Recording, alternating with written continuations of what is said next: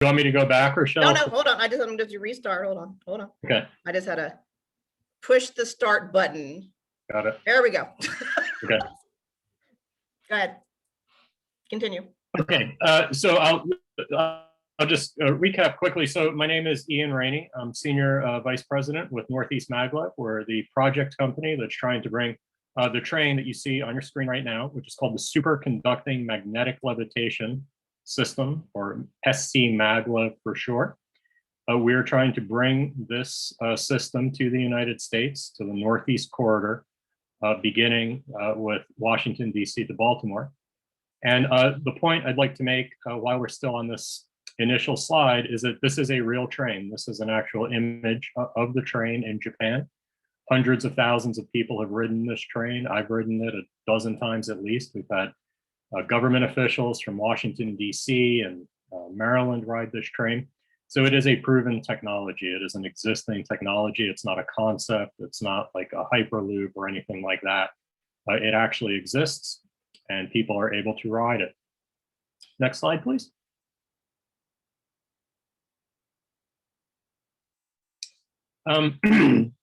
Talk a little bit about who we are. There's a couple different entities. There's a big project. There's a couple different entities involved, of course. From top to bottom, Baltimore Washington Rapid Rail is a 100% US owned company. And the next point is really the key one. It is a franchised railroad in the state of Maryland. That is a kind of prerequisite in the state to operate a railroad. And Baltimore Washington Rapid Rail has that franchise granted from the Maryland Public Service Commission. Baltimore Washington Rapid Rail, or BWRR, is also the project developer. So it's the entity that's going to raise the funding and financing to construct the project. It's the entity that will oversee construction, and it's the entity that will operate and maintain the system.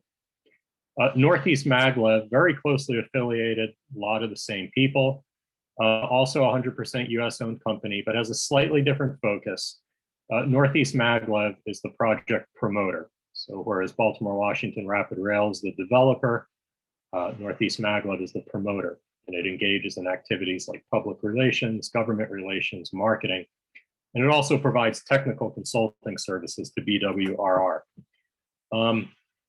Both of those US companies work very closely with Central Japan Railway Company. That's the entity that actually developed and owns this system in Japan.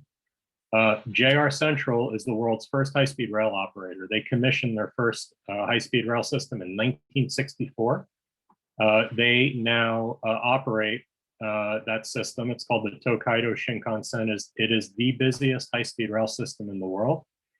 They move 150 million people per year. They have never, since they commissioned their system, they have never had an accident or fatality. And the average, this is an amazing statistic, if you can believe it, the average annual delay per train on that incredibly busy system per year is 30 seconds. So over the course of a year, the average delay for a train is just 30 seconds. And I think anyone who's used to taking train systems in the United States knows that if you get to your destination within 15, 20, 30 minutes, that's a good day. So this is really taking reliability and performance to a whole nother level. Next slide. So that's actually, Rochelle, would you mind just going back, please, Commissioner, to the prior slide? I want to just draw one important distinction, if I could. So when I said JR Central moves 150 million people per year, they're moving those 150 million people on their conventional high-speed line. It's called the Tokaido Shinkansen. I think you probably have heard of the bullet train that kind of whizzes by Mount Fuji. That's the Tokaido Shinkansen.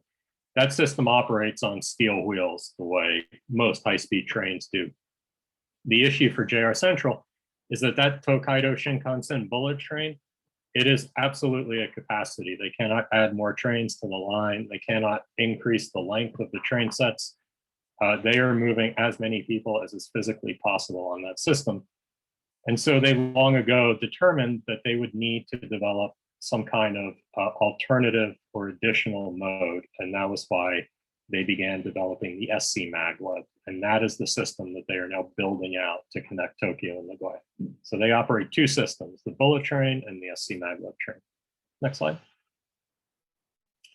So what we want to do is bring that SC Maglev train to the Northeast Corridor. And it is the world's fastest train. It has the Guinness Book of World Records distinction of being the world's fastest train. It has exceeded 375 miles per hour, which is closer to the speed of an aircraft than a train. However, the normal cruising speed is 311 miles per hour. And at that speed, you will be able to get from New York Avenue in Washington, D.C. to downtown New York City in under 1 hour. That would include 2 stops along the way. And the idea is that those stops would change throughout the day or throughout the hour.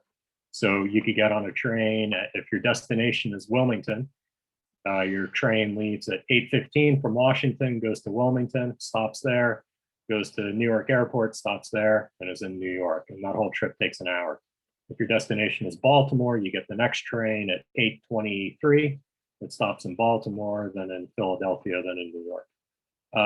So we'll kind of have a tailored operating plan so that, you know, all those points are accessible throughout the day. Now, getting from DC to New York, constructing a project from DC to New York is a huge, huge undertaking. I think that goes needless to say. We're doing this in phases. Phase 1, which is what we're laser focused on right now, is Washington, DC to Baltimore with a stop at BWI. And that trip will take just 15 minutes. Next slide.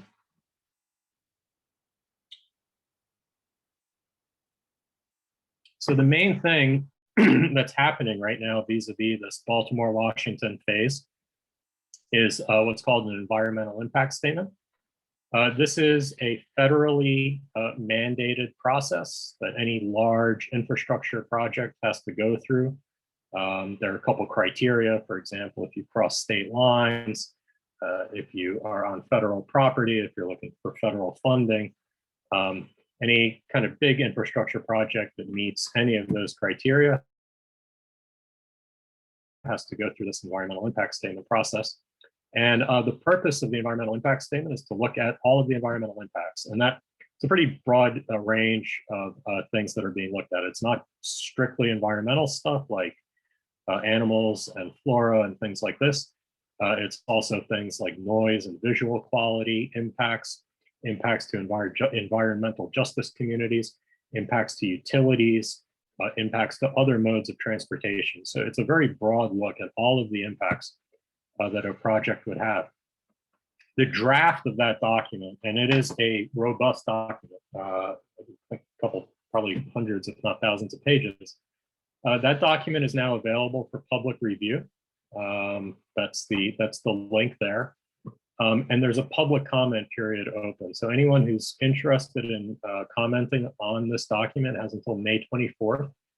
That's an extension from an earlier deadline. But the idea is, you know, to give people as much time as they need to comment on it. So there is ample time if people want to kind of pour over the details and provide comments. There's a couple different ways you can do that. Those are all explained on that project website that you can access through that link. Next slide.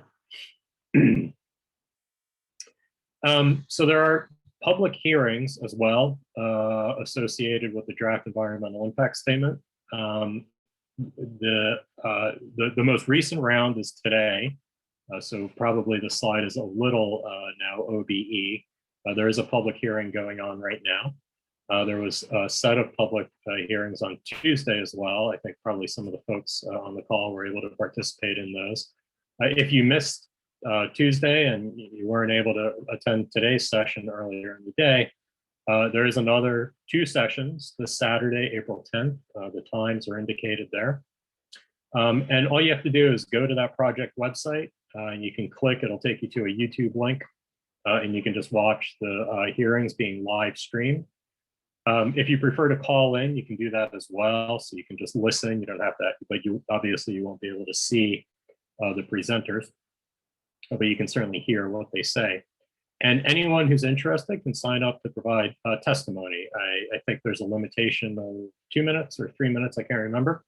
But anyone, whether it's a concerned citizen or a representative of a larger organization, private business, elected official, anyone is welcome to testify.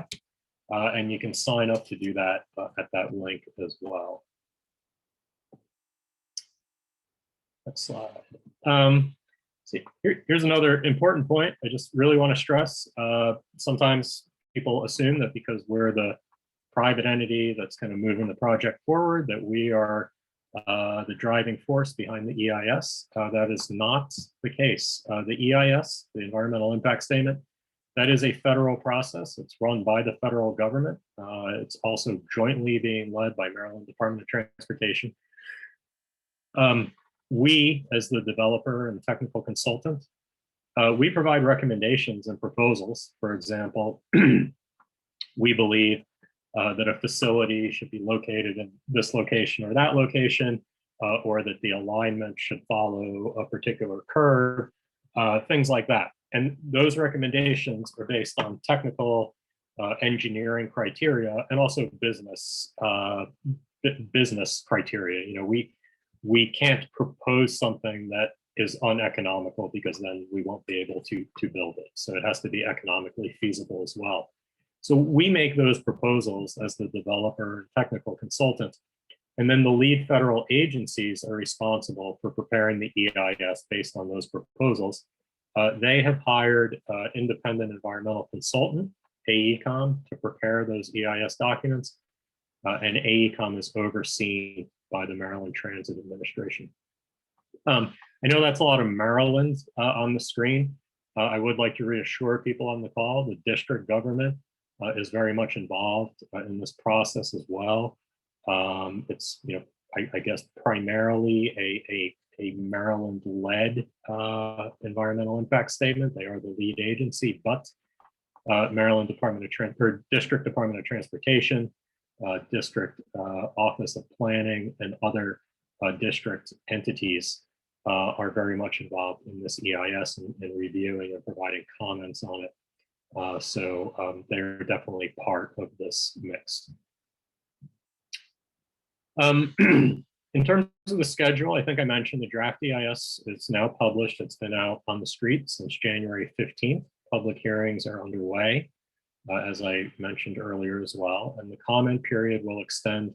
I think I have a typo there. I apologize. I should have said May 24th, not March 24th. But the comment period extends for another, many weeks to May 24th.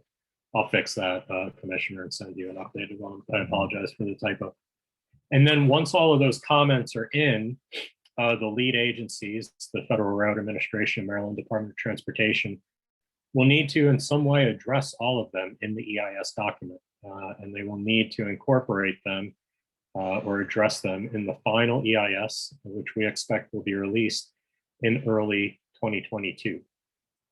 Once that is released in principle, that allows us to segue into final design and then construction. We think construction will take about 7 years, give or take. And the reason I can't provide greater specificity is because the duration of construction will depend in part on decisions that are made as a result of the EIS. The extent of tunneling, for example, the location of the Baltimore station, the location of some of the facilities. So all of those things will impact the duration of construction, but about 7 years. And then ideally, we would be able to begin revenue service around 2030, which seems like a long way off, but for a project of this scope, it's actually pretty aggressive. So within the environmental impact statement, there are two routes that are being looked at. You can see them here. They look pretty similar with this kind of bird's eye view. On the ground, they're very, very different. We call one of them the Baltimore-Washington Parkway East alignment, and the other one the Baltimore-Washington Parkway West alignment. You can see, for the most part, both alignments are in tunnel, the tunnel shown in dotted line. And then we come above ground onto viaduct in the solid line section in the middle. I can tell you from our perspective as the kind of project private sponsor, proponent.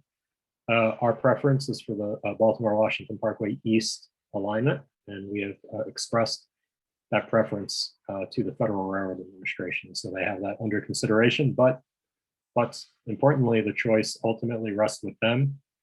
They have the option to select either of these alternatives, and they also have the possibility of identifying what's called the no-build alternative as the preferred alternative. And the no-build alternative would be the preferred alternative if it's determined that the environmental impacts of the build alternatives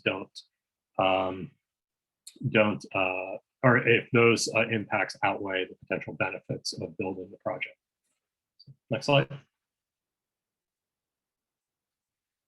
So I'll bring it a little closer to home for all of us on the call. Here's zoomed out view, and we'll zoom in on the next slide, but here's a zoomed out view of kind of the overall footprint of the project within the district. We overlaid the boundary of ANC 6E, so you can see kind of what that looks like. But basically, the concept here is that we want to be able to accelerate the train as quickly as possible. So a lot of people ask, well, why don't you go to Union Station? That seems like a logical place for a train.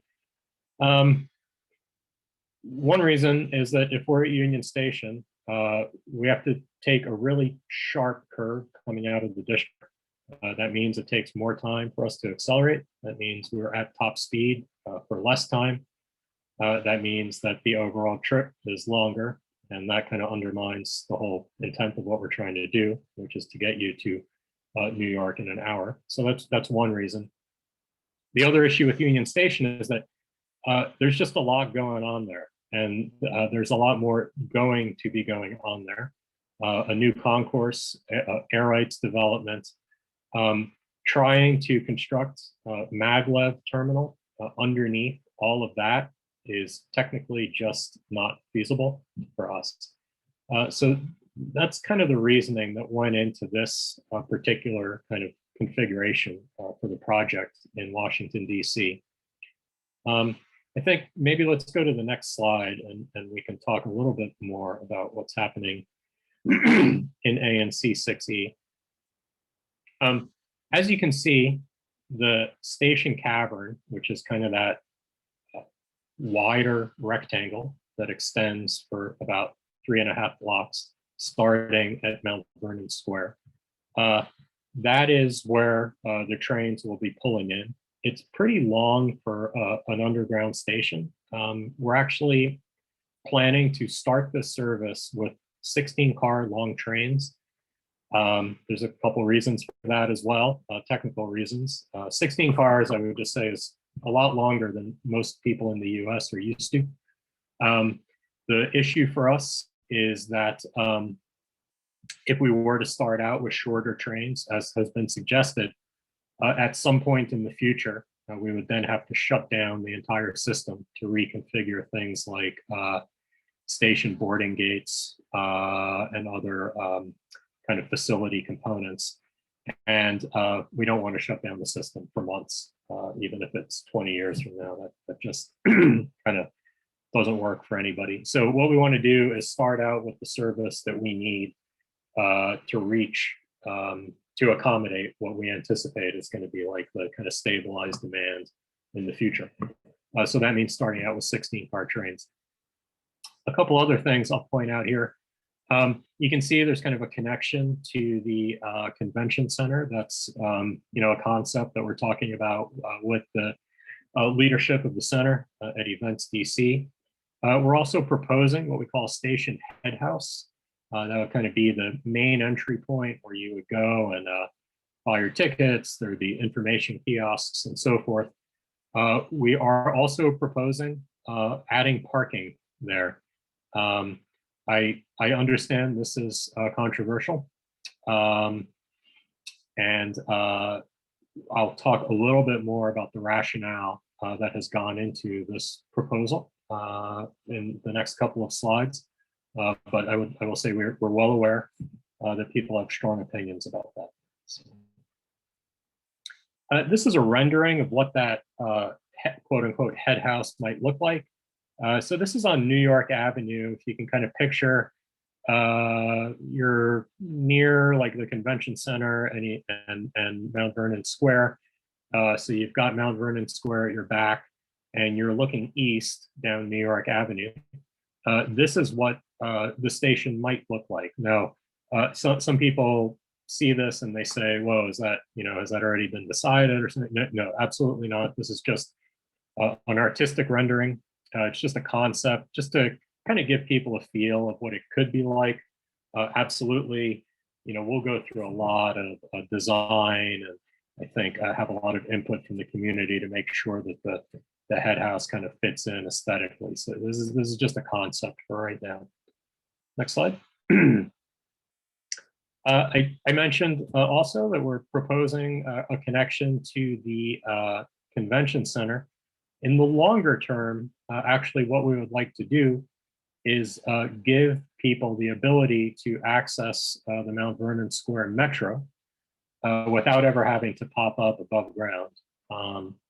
So we've had some early discussions with Events DC about building this kind of pedestrian walkway right through the convention hall. They're open to the idea.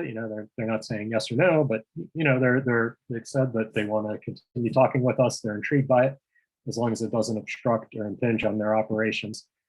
So this is just an artist rendering. But the point I want to make here is that what we really want to do is make it as easy as possible for people to access the SC Maglev using the Metro.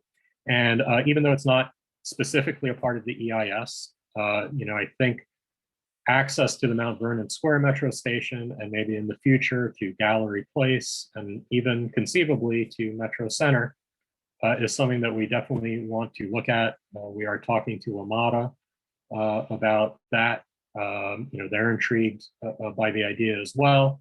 But that's going to be an ongoing dialogue that'll kind of be maybe the next step once we get past this EIS, talking with Lamada and other stakeholders about how we can, in the future, think about maximizing metro connectivity.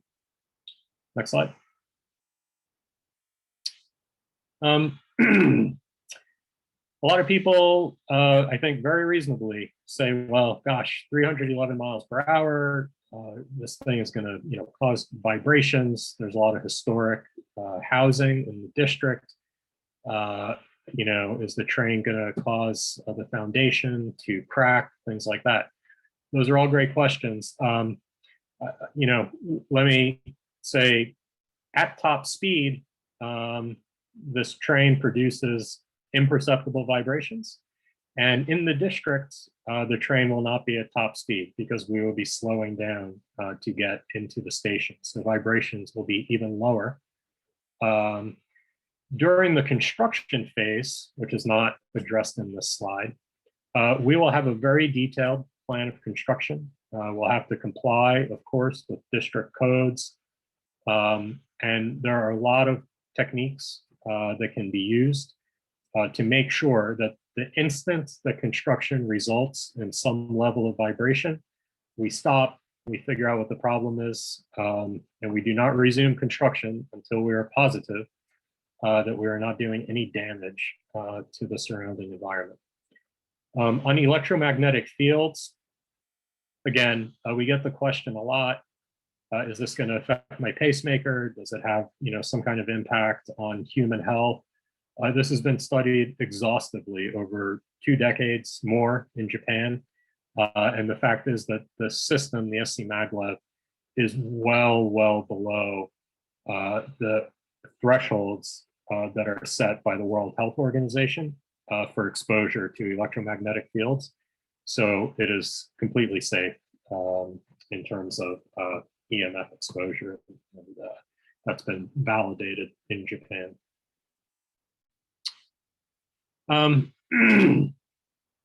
Construction impacts. This is a big project. And the construction, unfortunately, of the station is not something that we can just do underground.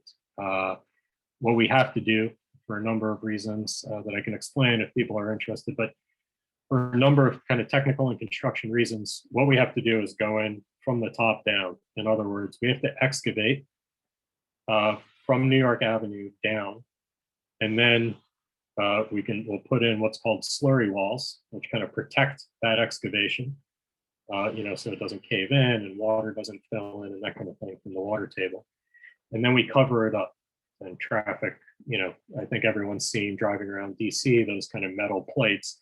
What's under those plates is some kind of subterranean construction or excavation. So the idea is that we would phase construction along New York Avenue. We'd go about a block at a time. And during any given phase, we would not shut down traffic on that block completely. We would work on one side of the street, dig down, pour our slurry walls, cover it up. Traffic is still moving on the other side. And then we shift to the other side while, the first side then opens up to traffic. We dig down, pour our slurry walls, cover it up. Once everything's covered up, then our people can go in, they can start installing the electrical equipment, putting down the guideway, connecting HVAC systems and all that kind of stuff. No one above ground sees that or is impacted by it. But I do want to be upfront with folks at the front ends. We've got to dig from the top down. That includes the stretch of New York Avenue from North Capitol to 7th Street. The overall duration of construction is going to be about 4 years. And again, this is all kind of we're going to have a detailed construction plan that's, approved by the appropriate permitting agencies and that kind of thing. So these are just kind of early estimates. But we are estimating that construction will take about 4 years of that stretch. Again, it'll be segmented. So it's not like, it's not like North Capitol to 7th Street is going to be under construction for 4 years, torn up. We're going a block at a time, covering up, moving to the next block. The idea there is to minimize surface disruptions, minimize impacts to private residences, and minimize impacts to traffic flow. Again, I just want to be upfront with people. We're talking about minimizing these impacts. But I would be disingenuous if I said that there would not be any impacts. There will. And what we want to do, we're still early in this process. We want to continue working with the ANC, with the community, with the district, to figure out a way to move this important project forward, but not harm people, not harm homes, not disrupt people's lives while we're constructing. So let me move on. This is really important to one of the real kind of key things about this project. It's not just getting you from DC to Baltimore in 15 minutes or DC to New York in an hour. Those are that's key. Absolutely. That's our mission and that's what we're about. But it's not just about that. When we introduce this system, this is like the equivalent of adding 8 lanes to a highway. That's how many people we're moving on the SC Maglev. And once we introduce it, we're taking people off of highways. The ridership forecast that was prepared for this project estimates that we're going to take about 16.4 million cars off the roads each year. That's a huge number. That really cuts into the market share that automobiles currently have of the overall Baltimore-Washington travel market. It reduces their share by 12%. And there's a couple real profound effects of that. One of the effects, obviously, is improving air quality, right? When you suddenly take away 12% of the automobile traffic from a region, it has a huge impact on air quality. It also reduces fatalities and accidents on the road. It reduces maintenance that's required, which is incredibly costly for highways. And most importantly, if you are someone who prefers to continue using your automobile or Maglev just doesn't work for you because of where you live or whatever, and you're going to use your car to get to BWI or to Baltimore, Maglev has made your commute easier because we have taken millions of cars off the road. So by introducing the service, we're helping to decongest the existing roads. So that's another key benefit of bringing SC Maglev to the region. Next slide. So I want to, is another area where I really kind of want to be upfront with people because I know it's an issue that people feel strongly about. And people look at this, I think, from two very different perspectives. But let me kind of start at the top. A ridership forecast was prepared for the study. It was a very kind of state-of-the-art forecast. It used all of the kind of industry-accepted methodologies for forecasting this kind of thing. It included in-person surveys with travelers in the corridor and so on. So it's a very reliable survey. With that said, these surveys always are, there are limitations built into them. We can't perfectly predict the future, so we have to kind of work with the best information we have at hand. But one of the important things that the survey looked at is how are people getting to the Maglev station? And then people coming to the station on the Maglev, how are they then getting to their destination? And you can see how the numbers kind of shake out in the chart or the graphic at the top.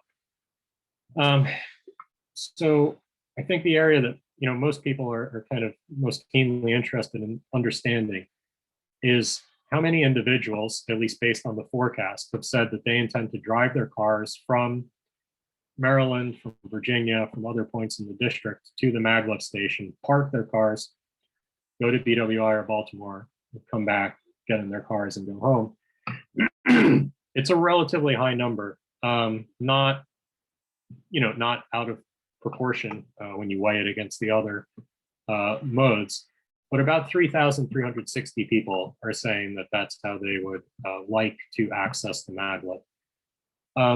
We realized that, adding 3,300 parking spots to the downtown is probably not realistic. So what we have proposed is parking for about 1/3, a little bit less actually than 1/3 of those potential Maglev passengers. Again, it's a concept, it's a proposal. We're not at the final EIS. This is the draft environmental impact statement. This is what's in it. Again, I think people have really strong feelings about this. Some people say, yeah, absolutely. I want to drive my car. I want to be able to park it. So we feel it's important to accommodate those types of passengers. However, some people say, well, the city should be moving away from parking and cars and automobiles, and we should be disincentivizing people from that mode. So we should not be offering parking. So I would recommend, we can talk about it on this call, of course, but if you do feel very passionately about it, which I imagine some people do, please make your comments heard in the EIS process. That is the best way to express your opinion. Project economics. I'll just say a couple words about this. Ridership potential has been studied in great detail. We are anticipating over 20 million passengers annually by 2045, and that is just between Baltimore and Washington. That is not Washington D.C. to New York. So that's a very, very robust ridership for a corridor of this length. And what our market survey revealed to us is people really they're sick of being on congested highways. They want to get out of their cars. They want to be able to get to Baltimore or Washington quickly.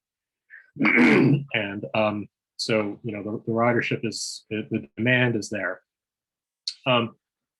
People wonder, well, is there enough ridership to generate the revenue to cover the annual costs? Yes, we are very confident that the revenues will fully cover the annual costs of the project. And ticket prices. There's unfortunately been, I think, some misinformation about this in the press. So I want to just kind of be on the record and very emphatically state this is not a train for rich people.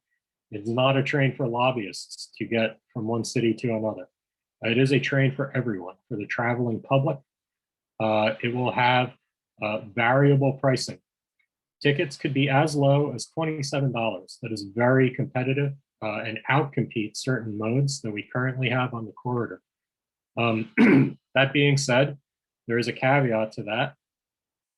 If you're a business class traveler and you buy your ticket, say 5 minutes before your train is scheduled to leave, and you're traveling at the peak of rush hour, and you're going to the airport, you could pay much more. You will pay a premium for that behavior, buying the ticket late, traveling at the peak, and going to the airport as a business traveler.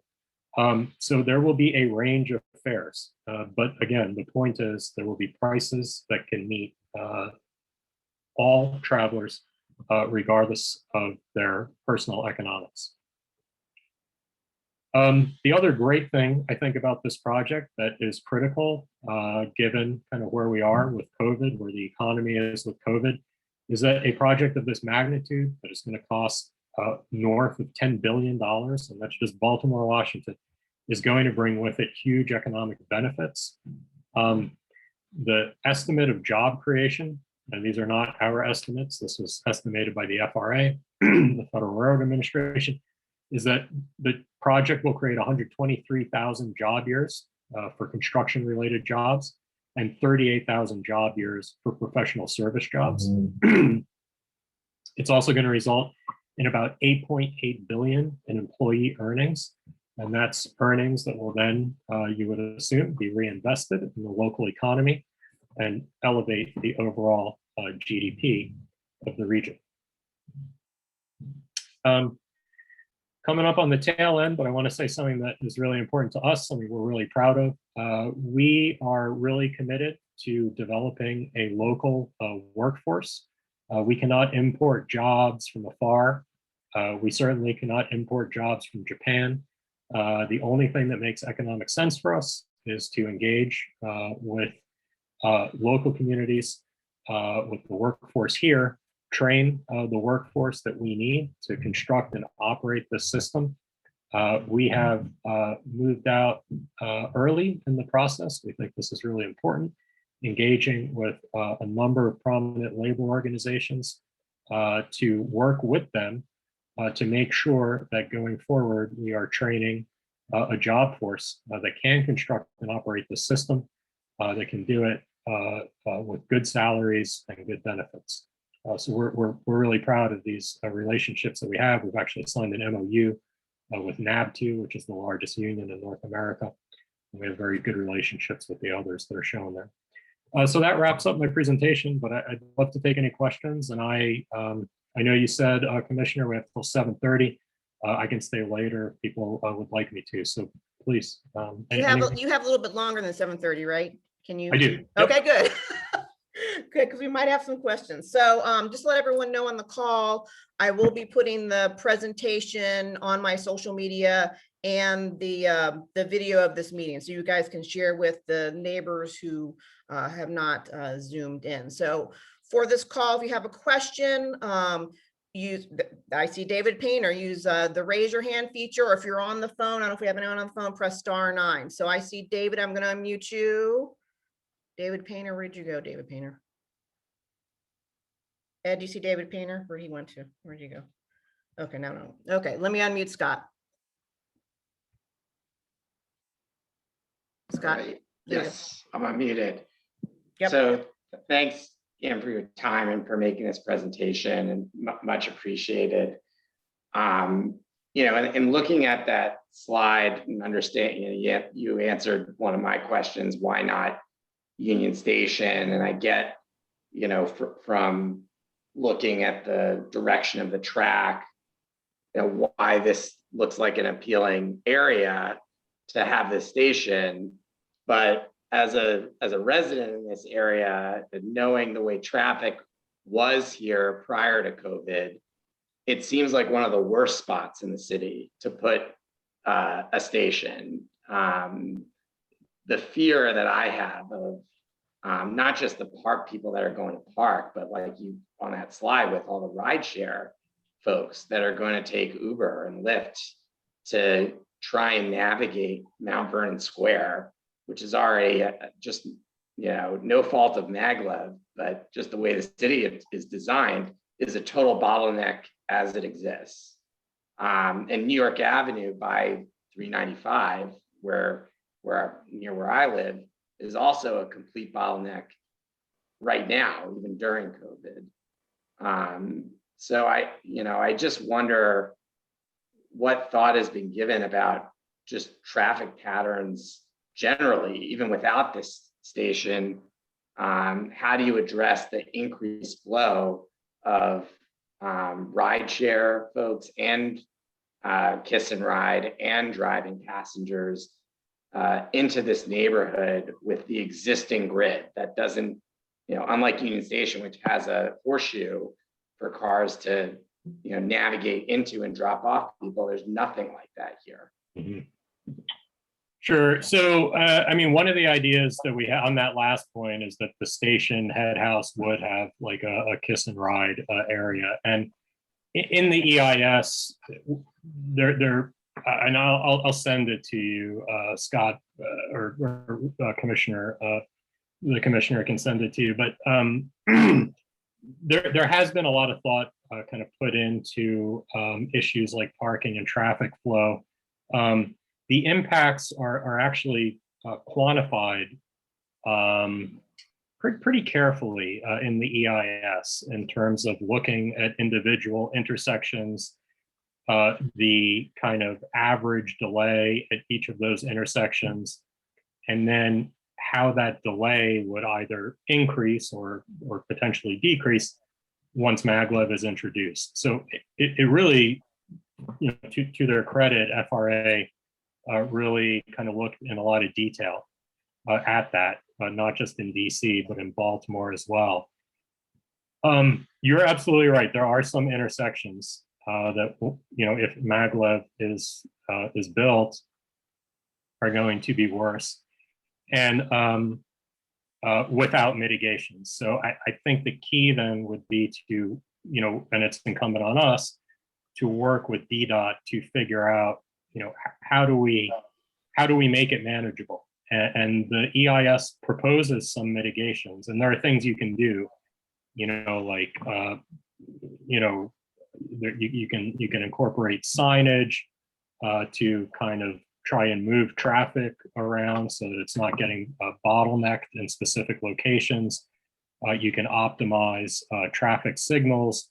There's things you can do with curbside parking and not allowing it during certain peak periods to make sure that flow isn't impeded. I don't know what combination of those mitigations makes this workable. So, I think that's what we need to work on with DDOT going forward. But all of that analysis, it's in there, and there's a lot of good detail on that. And I can figure out kind of the chapter that really delves into that, and you can take a look at it. But yes, look, I think yes, when you introduce a station to a busy city, this is a factor that needs to be addressed, and we would need to work on this really closely with DDOT. We don't want to create a situation where this thing is so miserable to get to that people are like, I'm not going to the Maglev because I'm going to be stuck in traffic for an hour getting to it, and that doesn't work for us. So it's incumbent on us too to figure out a way so that people are able to get there efficiently. Okay, and I'll just add that when, pre-COVID, when the convention center was going great guns, we all know who live in this neighborhood that the neighborhood comes to basically gridlock sometimes. So, just be where we already have our own mini trauma when there's something big at the convention center. So, right. Which is now laying low. So, okay, David, I'm going to unmute you and then I'll get you, Deborah, okay? Go ahead, David. David Painter. There you go. Okay, can you hear me? Yep. I have a relatively short question, and that is, you talked about how you're going to be able to use the revenues to pay your operating and maintenance costs, but you did not address the question of where the cost for the capital is going to come from. Mm-hmm. And I want to know, first of all, where you're sourcing the capital for this, and second of all, are you expecting the District of Columbia to have to put up capital for this and or to lend their bond rating to you in order to get the capital that you need? Do you expect that to create any kind of a demand on the revenues of the city of Washington? Sure, terrific question. Thank you for asking that. So the capital cost of the project, the concept is that it will come from two sources: the US federal government, and just for, I guess, discussion purposes, let's just say 50% from the US federal government. And that would be a mixture of grants and loans. There is right now a dedicated grant program that is exclusively for Maglev projects, believe it or not. It was created back in the 1990s so that Maglev projects wouldn't have to like compete with conventional rail projects. That is a grant program. That is one source of funding. So that is, you know, quote unquote free money. It's not debt that we have to pay back. It's just grants from the Maglev deployment program. The financing, the lending, would come most likely, but not necessarily, from what's called the RIF program, which is the Railroad Improvement Financing Program, Railroad Rehabilitation and Improvement Financing Program. It's a RIF program. That is a financing program, so that's debt. That program has been used. Amtrak just 2 years ago used like $2.5 billion in RIF. So that program is available to railroads for very much purposes like ours. So that would be, so those two sources, the grant funding and the loan program, that would comprise the US federal contribution. The other 50%, give or take, is actually going to come from Japan, from what's called JBIC, which is the Japan Bank for International Cooperation. That is the equivalent of like our Export-Import Bank. And Japan has been the government of Japan has been on the record as saying that they will assist with financing the capital cost of this project. As a matter of fact, the prior Prime Minister Abe, made that pledge to both Presidents Obama and Trump. And we have every reason to believe that Prime Minister Suga is going to be just as supportive as his predecessor was. So basically, if, you know, I say 50-50, I mean, that might not be how it shakes out, but, you know, one part from Japan, one part from US federal government. We don't anticipate much, if any, kind of private equity in the capital cost of this project. And I emphatically assure you, we are not looking to the district or to the state of Maryland for any funding, nor will we. The only thing that we're looking for from the district and the state are kind of normal regulatory sort of oversight functions, reviewing the EIS, evaluating permit applications, things like that. So that's the concept. We're a private-led initiative supported by the US and Japanese governments, and we will be looking to those two sources to fund and or finance the entirety of the capital cost of Baltimore to Washington. Okay, Deborah, I'm going to unmute you. You got to mute yourself, Deborah. Press the button. There we go. There you go. I have a couple of questions. So just to start with, when, best case scenario, when do you think you'd be putting a shovel in the ground? Best case, I would say, is 2024. It's not inconceivable that we could start some, like what you would call like early works in 2023. But I think if the environmental impact statement is completed in early 2022, we have to finish all of our final designs and get to financial close. That's not necessarily a super quick process, obviously. Final design will take a while. It's going to take a lot of coordination with the community, the district, et cetera. And financial close is going to take a while, even though we're going to be relying on, US government and Japanese government financing.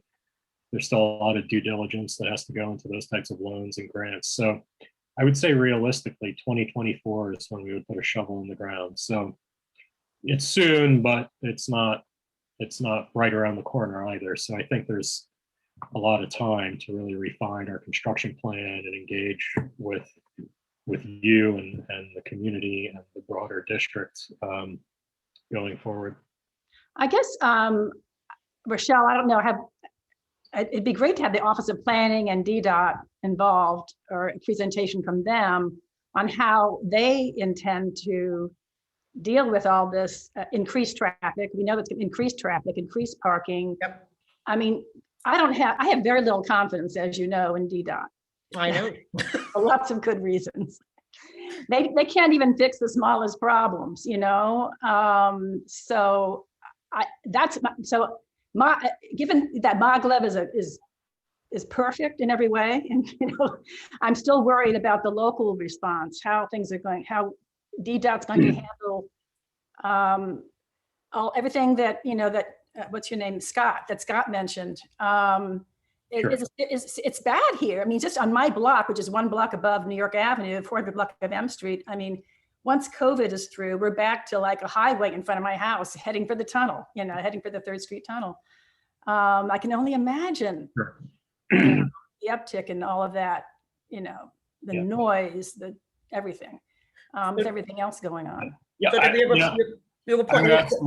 I'm sorry. Go ahead. So we will bring in DDOT, and let me ask Ian. So what level have you really had serious discussions with with DDOT? Where are you kind of like in this broad scheme? Sure. So we very recently met with the acting director. I'm meeting with him tomorrow. I'll bring your name up. Please do. Yep. We just spoke with acting director Lott recently. Within the past few weeks. So yes, please, I would very much encourage you to raise the project with him. And we have met with Director Trueblood at DC Office of Planning. We've met with him personally. We've also had a lot of engagements with his staff over the last 2-3 years. So they're pretty up to speed on the project. I don't know.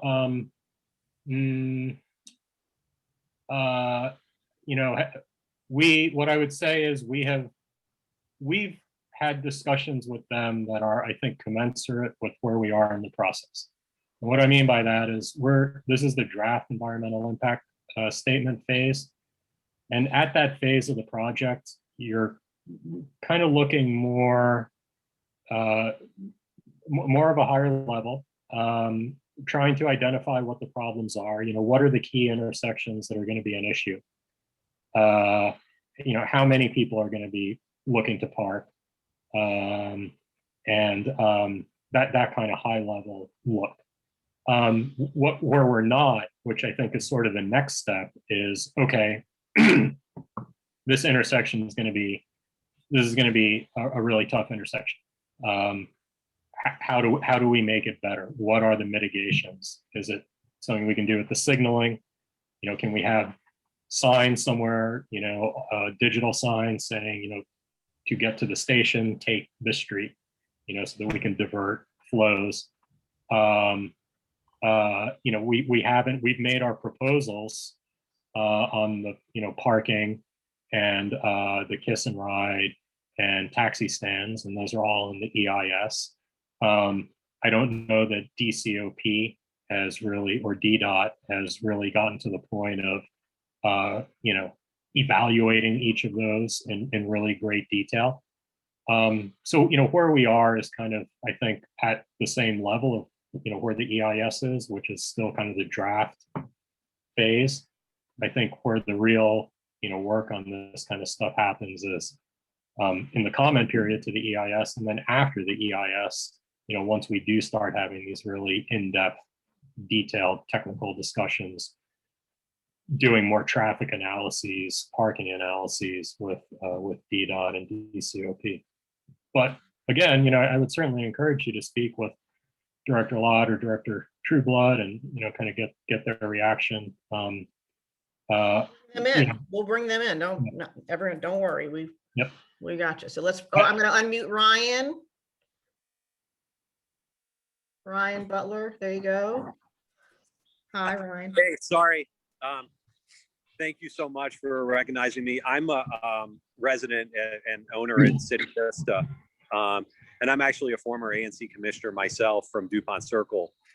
I guess one kind of concern I had is I just found out about this proposed project today.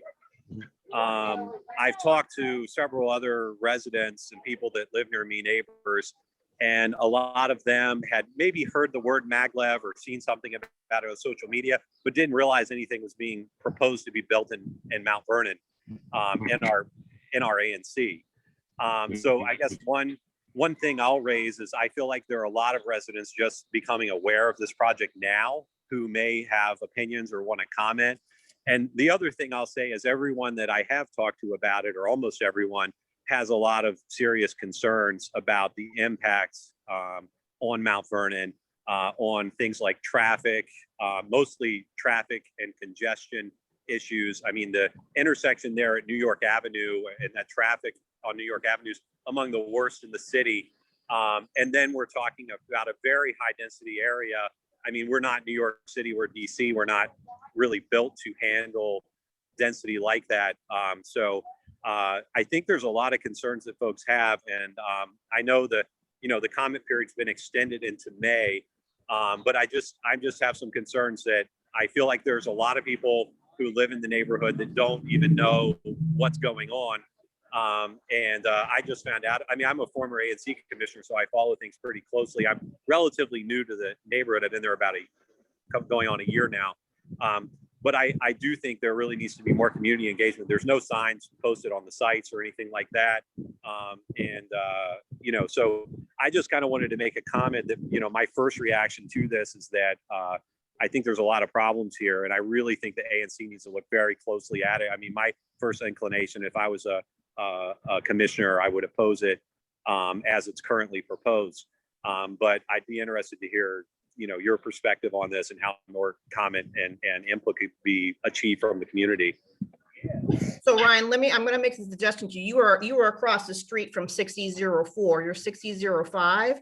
So I'm going to make a suggestion to your Commissioner Parlay to do the same thing that I'm doing tonight with the Maglev team. So, because I know you have a lot of high density buildings over the city of Vista, you got all that over there, right? He has many more constituents than I do. He has probably at least 4,500 constituents. Most of them not counted because of the last census. So he's got a boatload of people. So I will make that the suggestions to Patrick, but thank you for everyone's welcome to my meeting. Hence, this is why we're having this meeting, because this train is starting to move, right? I sent him an email today, and I've emailed my council member as well. So I do appreciate that. And I just wanted to jump on. I just found out about this meeting, and I didn't know if I'd have the opportunity on any other meeting because things seem to be moving quickly right now. So I appreciate you listening to me. Oh no, and then follow me on social media. Many of these folks are my social media, at Nigro, the number 4 DC. All sorts of good regular stuff. Okay. Thank you very much. I appreciate it. All right, now I've got, we're going to do, I think, was it Deborah's iPhone first? Deborah, iPhone, I'm going to unmute you. Deborah's, there you go. Hi, thanks for recognizing me, and Ian, thanks for spending time with us. Sure. So right now, this proposal is right on the edge of the historic Shaw District. So what I'd like to know is how you as developers addressed the impact to all of these historical buildings and all of these sites that are right, what would be above the station and the train tracks. Did you consult with the Historical Society? I mean, what did you do to address the impact on our historical buildings? The DC SHPO is involved in the EIS process, so that's one point I would make. The other point I would make, though, is that the way the project is designed, the way the station is designed, there will be, with the exception of that station entry point, which can be designed in a kind of aesthetically consistent manner with the adjacent architecture. there really won't be any above ground visual impacts of the project. The station will be below ground. So we will not be impacting the kind of visual landscape in the local area. And in terms of the kind of safety of historic structures, you know, like I talked a little bit about earlier in my discussion, you know, we will have a plan that makes sure that we are taking every precaution to make sure that there's no structural damage to any buildings, homes, etc. And we are not, quote unquote, condemning any property in the district. We don't have the ability to do that. So no historic structures will be impacted. No structures, period, will be impacted by the project. The station will be below ground. The only visible element will be the head house. And right now, that's just kind of an empty parking lot that will be developed, I think, one way or the other. So let me add to that. As you are aware, a large part of my area, well, most of it is the historic area. And so there was, I have to say, bedlam when Yale West and the Homewood Suites was built. Those two buildings were impactful to the historic row houses. So I want you to consider those people. We'll be reaching out to those people specifically because, and then my building, we have that foundation, you know, so there, and there's a historic religious institution also right on New York Avenue. So you've got a lot of people worried about their foundations. Sure. And all I know is when that Homewood Suites was built, it was like all hell broke loose with the historic homes. So there you go. No, you know, we've heard this a lot, these concerns, and we really take them to heart. You know, I know, you know, you're going to think, oh, well, what else would you say? But please, let me assure you, look, we want to be good neighbors. We don't, this project, we want it to move forward and be good for everyone. And, you know, the way to slow things down and make it more complicated and make it more expensive is to hurt the local community. So we want to avoid that. And I assure you, we will do everything we can to make sure that the construction is undertaken in a way that is sensitive to the community, respectful of the community, and causes no damage. And if we do screw up, we will take full responsibility for that and fix it. Okay, let me unmute Sarah here. I'm going to unmute you, Sarah. Hi, Sarah. Hi, thank you for taking my questions. I have a two-part question. Is the New York Avenue station location set in stone, or is the draft EIS considering alternative locations in DC? And my second part to that question is, if it is set in stone, is that 4-year construction period just for the stretch of North Cap to 7th Street? Mm-hmm. Sure, great question. So nothing is set in stone. In fact, one of the alternatives for the project is what they call the no-build alternative, which would be, you know, the FRA decides that the project just doesn't make sense. So that's an option. In terms of different sites within the district, the only site right now that is being evaluated is underneath New York Avenue. Earlier in the process, the EIS team, FRA, looked at location at Union Station. That was eliminated for some of the reasons I alluded to earlier in the presentation.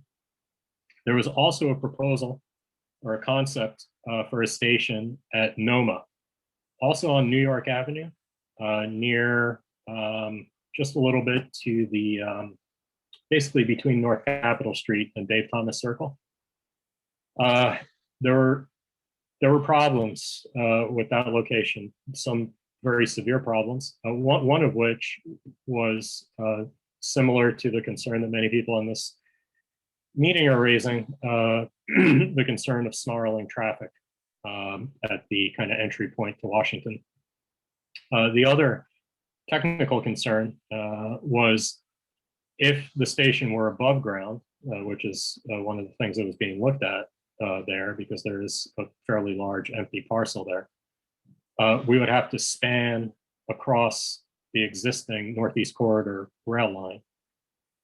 That almost certainly would have required us to shut down the Northeast Corridor, which is just a non-starter, even for a day, much less the months that it would take to construct what we're proposing to construct.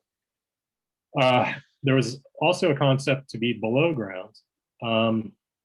That presents a slew of challenges as well, but the major issue is not so much being below ground or above ground. It's that we were concerned and continue to be concerned that if the station were at Noma, the only metro station that would then be within walking distance of the Maglev is Noma Gallaudet.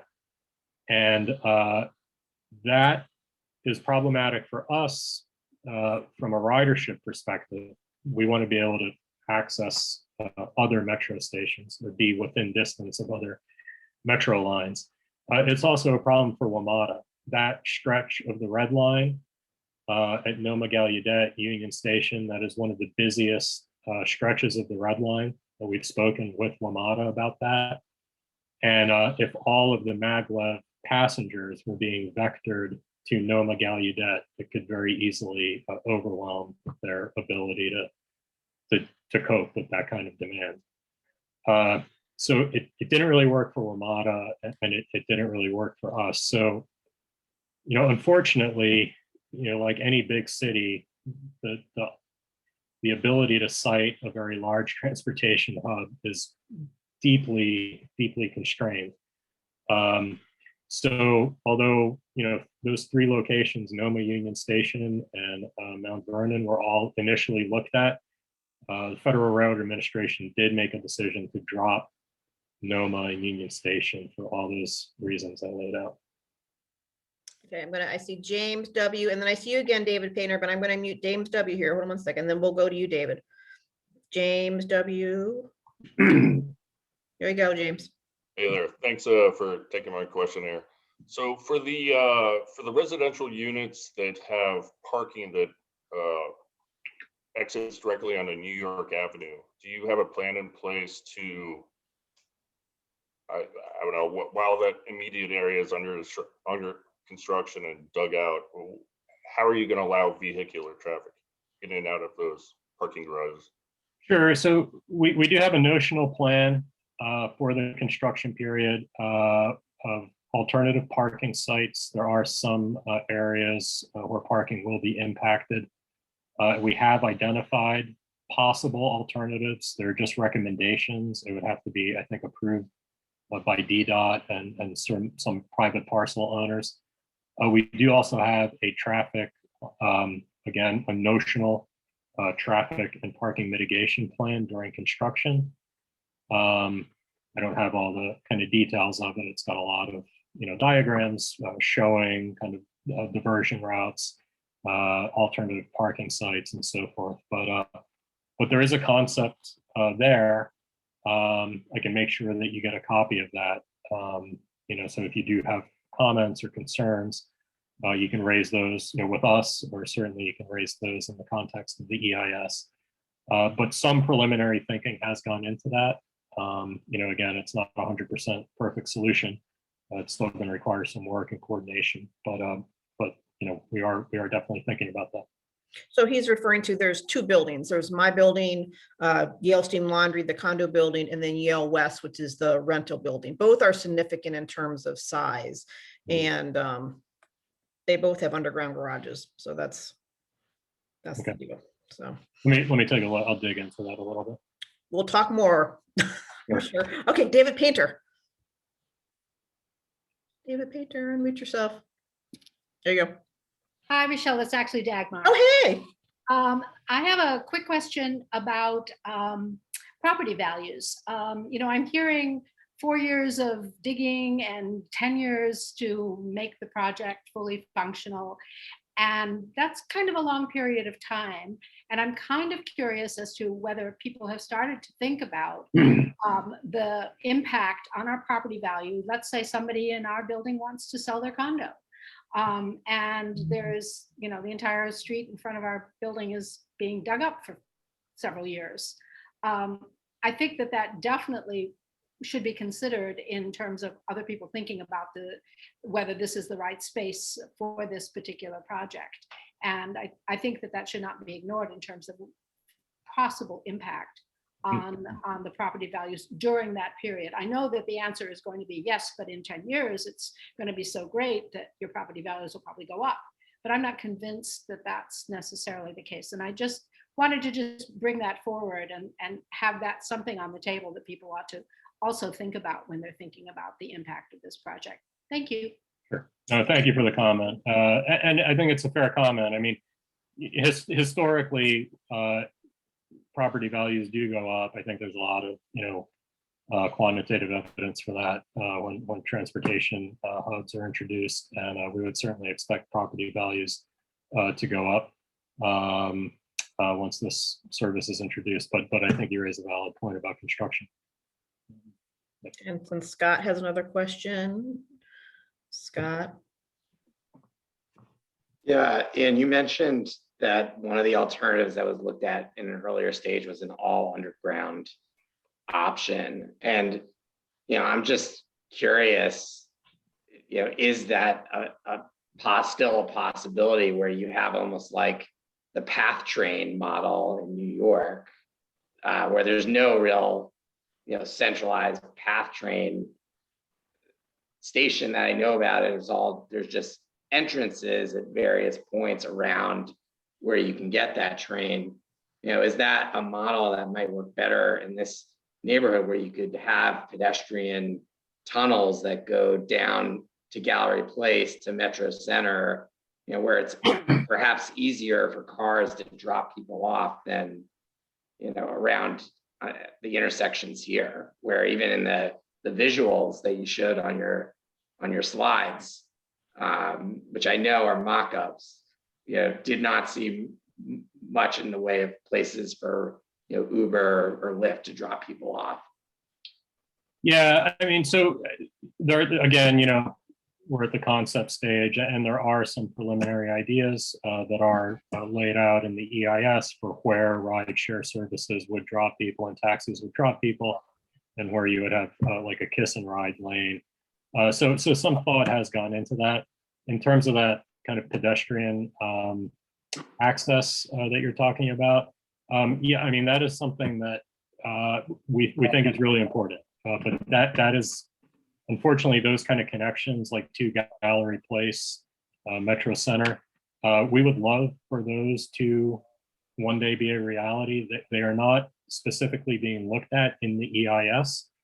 But again, we have had some conversations with WMATA, and I think it's not unreasonable to suppose or assume that in the future, we will be able to offer those types of pedestrian connections to metro stations.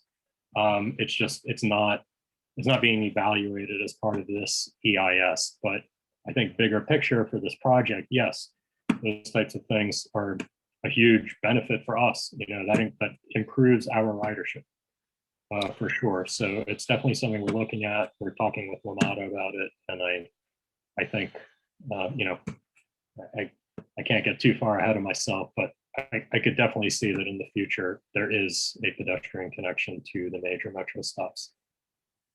Anyone else have any other questions? Oh, there's Deborah. Okay. You were only talking about Washington, D.C. and BWI and Baltimore right now. And where does it take you to in Baltimore? There are two station locations being evaluated in Baltimore. One is downtown near Camden Yards, and the other is in Cherry Hill, which is just a little bit south. And then all of the previous kind of hoopla was saying you could be in New York in 1 hour. So when is that? Is that like so far off in the future? Because right now you're talking just Washington, Baltimore. You know what I would say, you know, people ask that a lot, and I think it's a great question. You know, the short answer is I don't know. We are really laser focused right now on getting Baltimore, Washington done.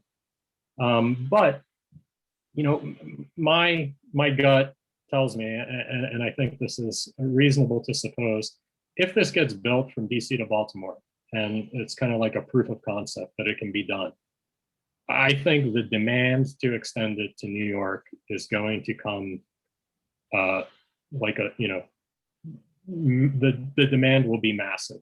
The desire to connect DC to New York City will be intense.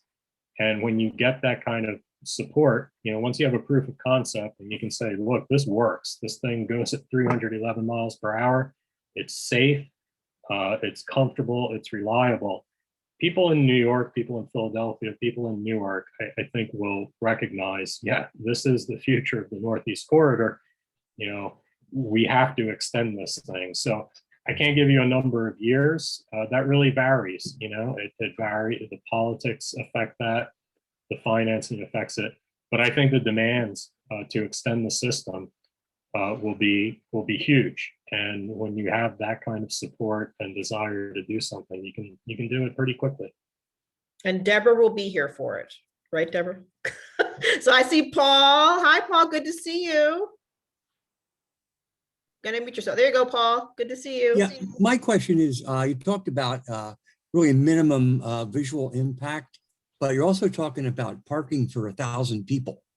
Where do you consider having that parking? That Sure.